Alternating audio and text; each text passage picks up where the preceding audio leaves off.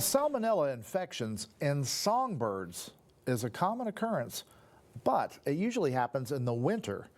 Now dozens of birds are dying from the infection. Jordan Williams traveled to Sisters today to find out why. Elise Wolf, the director of native bird care in Sisters, is calling it an outbreak. This has been a bad year. I would say 30 calls this year, which is a lot, and unfortunately across the region. So it's not just isolated in one area, it's everywhere. Salmonella is a naturally occurring bacteria found in the intestine of birds, but when it's transmitted from bird to bird, it can be fatal. Wolf says she does not know why the outbreak is occurring now, but says a contributing factor could be dirty bird feeders. Part of the problem that we have with salmonella outbreaks is that through bird feeding, we congregate populations of birds into isolated areas. And that just makes it really easy for an infection to spread to the other birds. Wolf says you should clean your bird feeder at least once a week. She uses a combination of bleach and soap.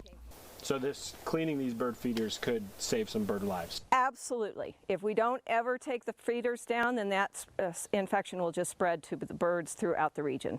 Wolf added, if you cannot clean your bird feeders often, you may want to take those feeders down for the rest of the summer. Bob Hertzler of Sisters says he took down about 7 of his bird feeders. Just like with COVID, if you get a bunch of organisms together in one area, you're ripe for infection. So we were attracting populations, so we just wanted to get rid of that. Hertzler says he had about a dozen birds die in his backyard from salmonella, and he has no plans on hanging his feeders back up anytime soon.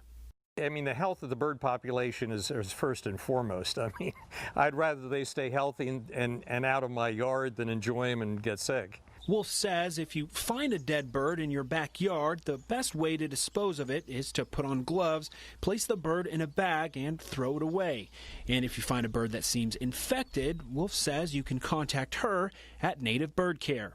In Sisters, Jordan Williams, News Channel 21. Tonight we're asking if you have bird feeders at home, and you might want to take some of that advice. If you do, you can weigh in by heading to our web poll on the KTVZ.com homepage.